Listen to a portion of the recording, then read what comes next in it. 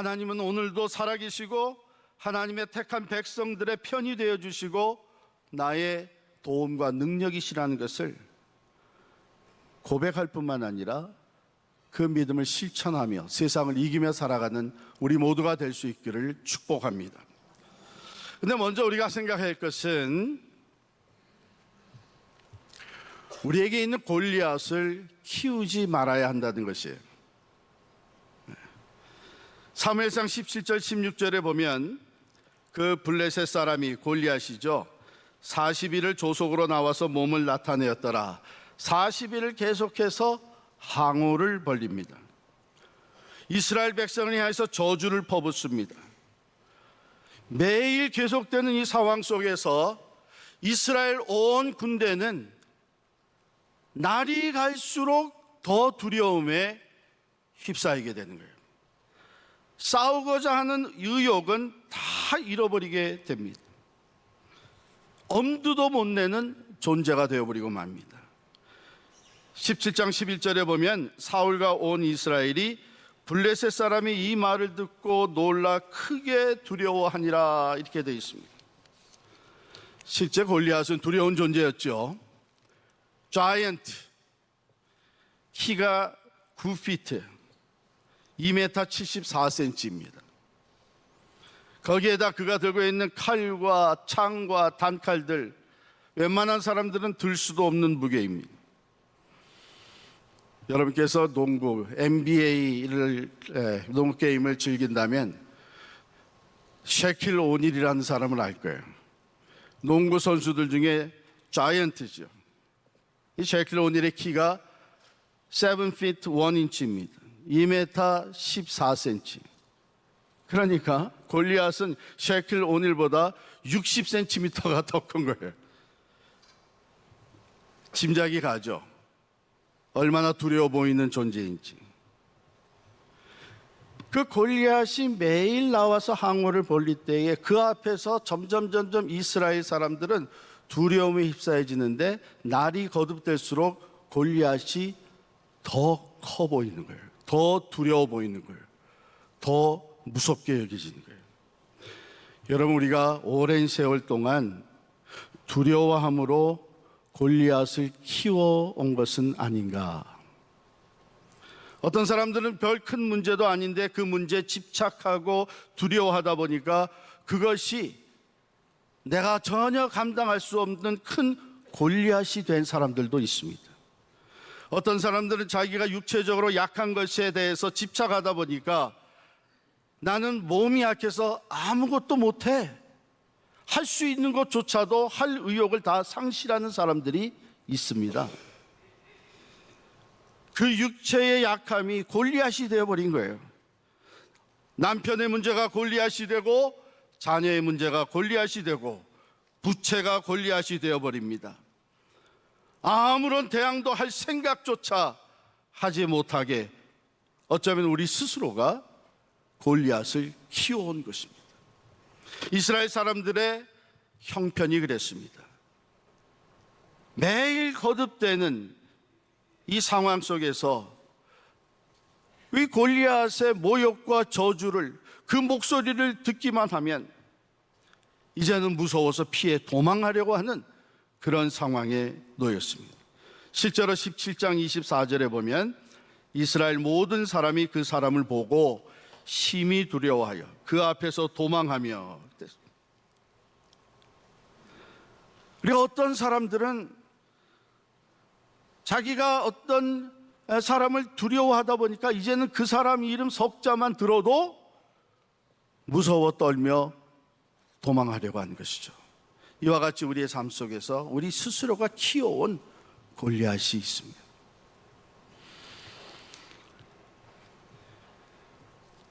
그런가 하면 다윗은 달랐습니다. 다윗은 주변이 골리앗과 상대하고 있는 이 모습을 보면서 분노합니다.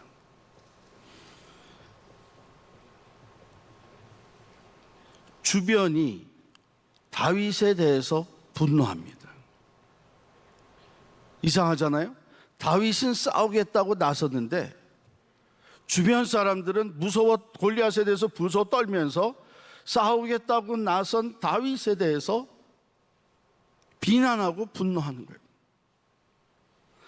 실제적으로 17장 28절에 보면 그 군대에 나가 있는 큰형 엘리압이라고 하는 사람이 있는데, 다윗이 골리앗과 싸워보겠다고 나설 때에 이 형이 분노해서 하는 말이, 다윗에게 하는 말을 듣고 다윗에게 노를 바라여 이르되 내가 어찌하여 이리로 내려왔느냐, 들에 있는 양들을 누구에게 맡겼느냐, 나는 내 교만과 내 마음의 완악함을 아노니 내가 전쟁을 구경하러 왔도다. 비난하면서 분노하는 거예요. 내가 골리앗을 대항하겠다고 하는데 참 교만하구나. 너의 안에 있는 그 영웅심이 너를 교만하게 만드는구나. 이런 식으로 비난하며 분노합니다.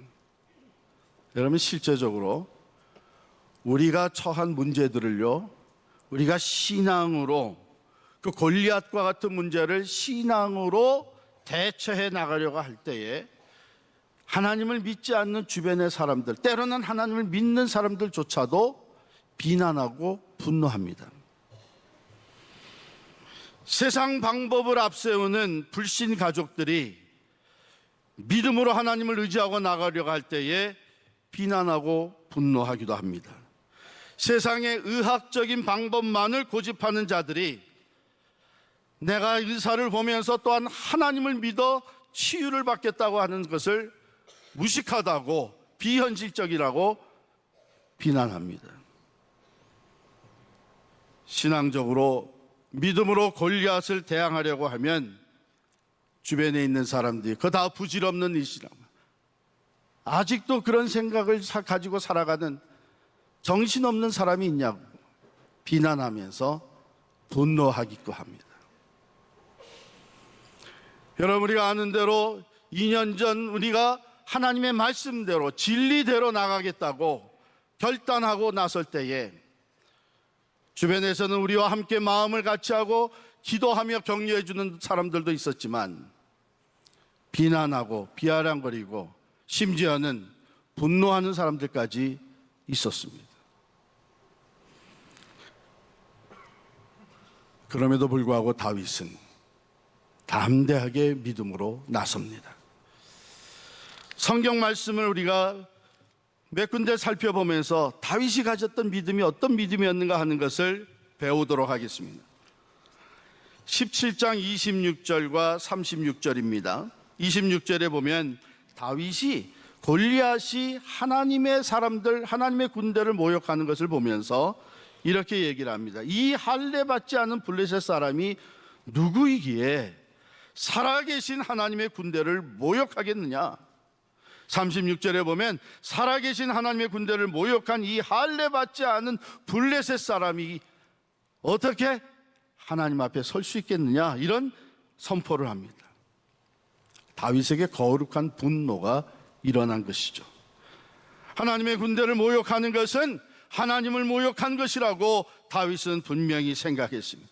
그러면 하나님을 믿고 하나님의 영광 위에서 살아가는 나는 가만히 있을 수 없다고 하는 것이 다윗의 마음이었습니다.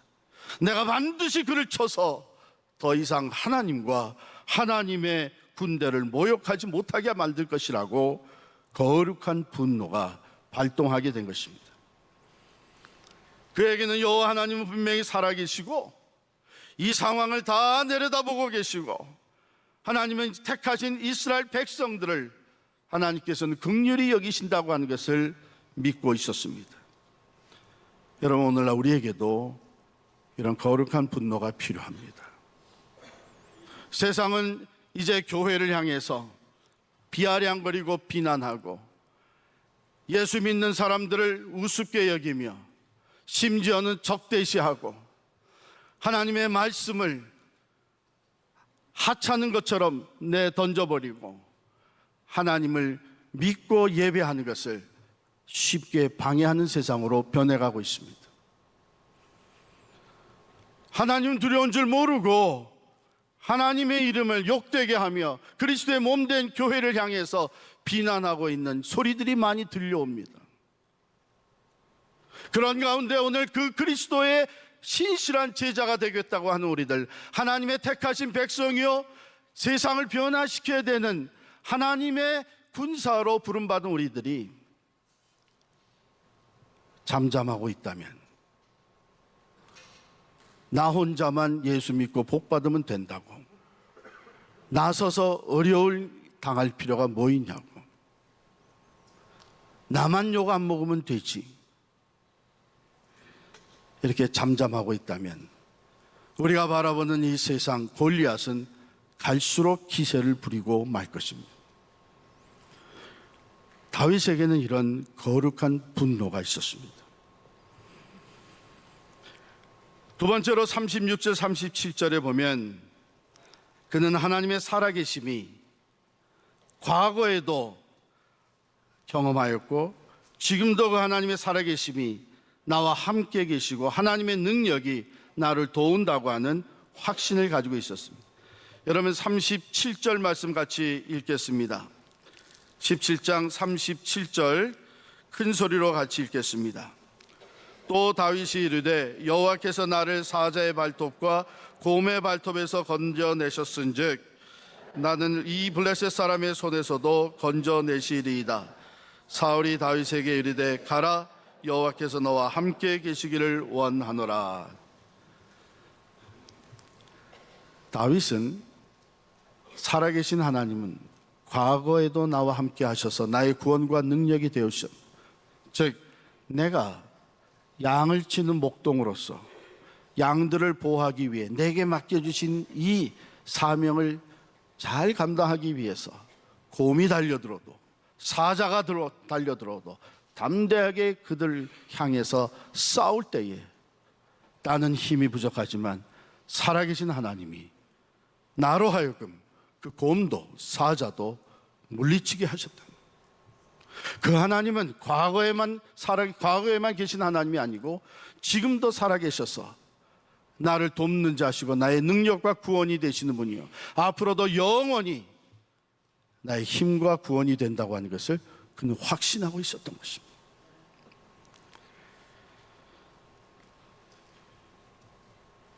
여러분, 이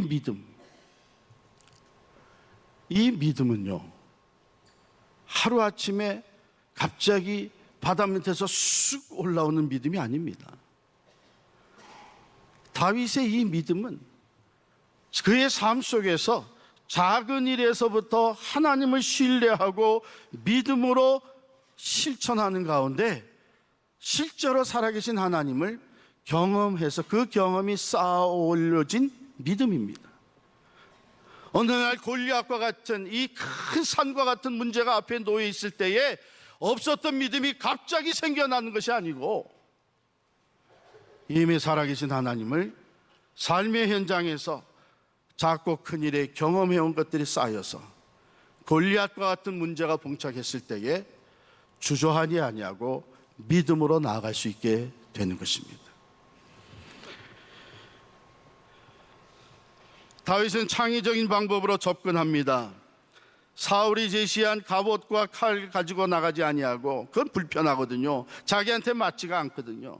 자기에게 익숙한 무기 돌팔매를 가지고 나아갑니다.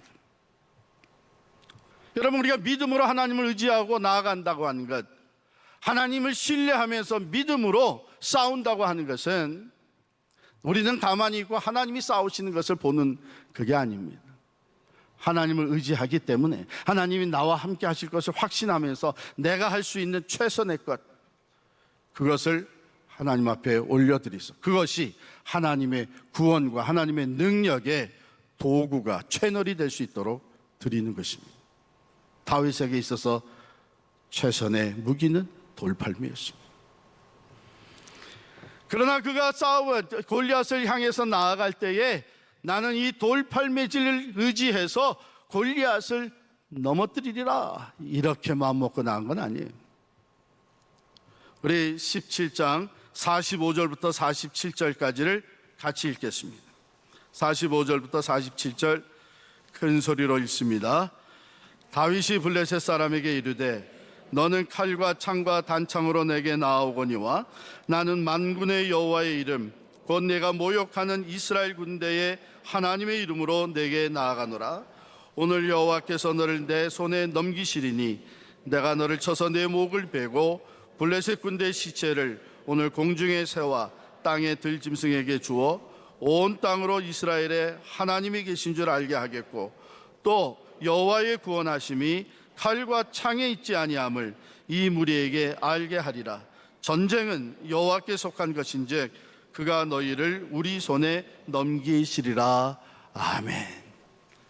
자기에게 익숙한 자기의 강점인 돌팔매를 가지고 나아가지만 다윗은 그것을 의지한 것이 아니라 그와 함께 하시는 하나님, 살아계신 하나님을 전적으로 의지하고 나아간 것입니다. 다윗은 갑옷도 무기도 전쟁 경험도 없었습니다.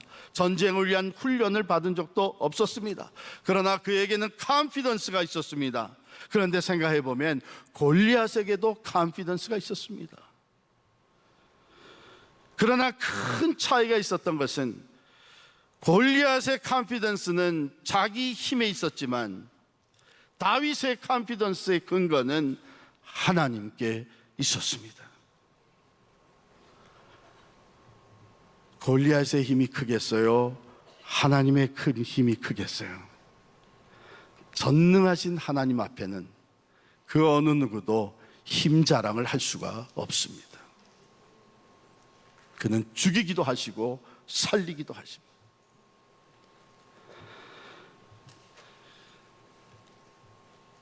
이런 내용들을 종합해 볼 때 다윗이 의지하고 신뢰했던 하나님은 어떤 하나님이십니까?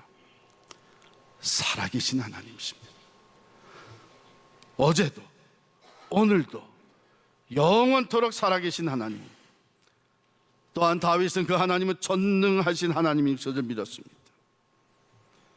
만군의 여호와 하나님, 전능자, 세상의 그 어느 것보다도 크고 강하신 하나님 뿐만 아니라 다윗은 그가 나의 하나님이라는 것을 확신했습니다.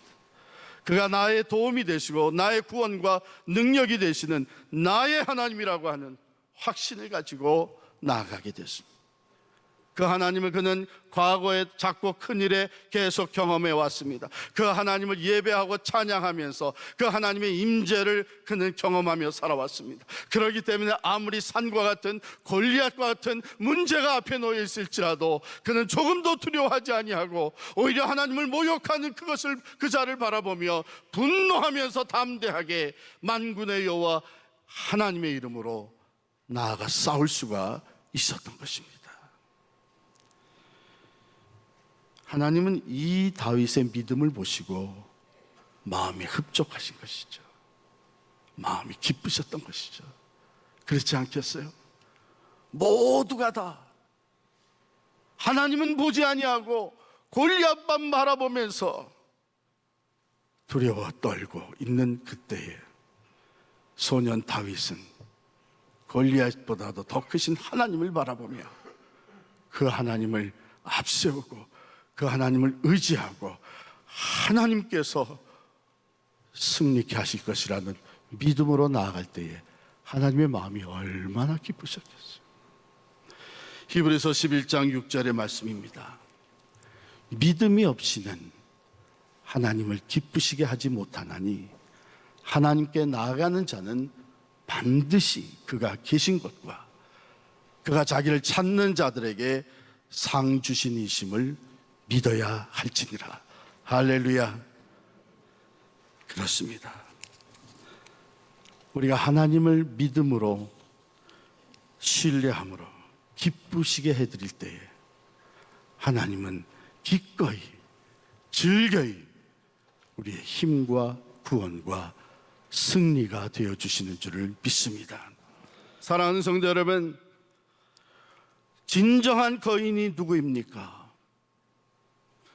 골리앗이 리얼 자이언트입니까? 다윗이 리얼 자이언트입니까? 하나님의 말씀이 우리에게 보여주고 있습니다. 골리앗이 거인 같아 보이지만 진정한 거인은 다윗입니다. 승리는 다윗에게 주어졌습니다. 골리앗은 다윗 앞에 넘어질 수밖에 없었습니다. 왜요? 하나님이 함께 하셨기 때문입니다. 그러므로 진정한 거인, 오늘날 세상을 이기고 사람들을 극복하고 모든 환난 가운데서 승리를 선포하고 나아갈 수 있는 골리앗과 같이 큰 산이 앞을 가로막고 있을지라도 그것을 뛰어넘어 승리의 깃발을 날리며 나아갈 수 있는 사람들은, 그러한 진정한 거인은 믿음의 사람들입니다. 우리가 믿음으로 나아갈 때에 하나님이 함께 하시기 때문입니다. 내가 산을 향하여 눈을 들리라, 나의 도움이 어디에서 올꼬? 시편 121편 1절의 말씀. 순례자가 나아가는 길의 앞에 산이 가로막고 있습니다. 순례길을 계속하기 위해서는 그 산을 넘어가야 됩니다. 그 험한 산을 바라보면서 순례자는 노래합니다. 내가 산을 향하여 눈을 들리라, 나의 도움이 어디에서 올꼬? 나의 도움이 천지를 지으신 하나님 여호와에게서로다. 앞에 놓인 골리앗과 같은 산만 본 게 아니라 그 산 너머에 천지 만물을 지으신 여호와 하나님을 바라보며 그가 나의 도움과 능력과 구원이 되신다는 것을 선포하고 나아갈 때에 순례자는 승리의 길을 걸으며 승리의 찬양을 노래하게 될 줄을 믿습니다. 우리는 살면서 골리앗을 만날 때가 종종 있습니다. 내가 도저히 감당할 수 없는 거대한 두려움의 실체가 우리 앞을 딱 버티고 서 있을 때가 있습니다. 때로는 자녀의 문제, 직장의 문제, 건강의 문제, 결혼 생활의 문제, 이러한 문제들이 도무지 이제는 극복할 수 없는 불가능한, 너무나도 크게 보이는, 그래서 우리가 그 문제에 집착할수록, 그 문제의 어려움 속에 빠져들어갈수록 우리는 계속해서 골리앗을 더 크게 키워가게 됩니다. 사랑하는 성도 여러분, 눈을 들어 하나님을 바라보시기를 바랍니다. 산 너머 천지를 지으신 하나님을 바라볼 때에 우리의 마음에 담대함이 생깁니다. 하나님이 나와 함께 하신 것을 신뢰하고 나아갈 때에 우리는 능력으로 나와 세상을 이길 수 있는 승리의 사람들이 되는 줄을 믿습니다.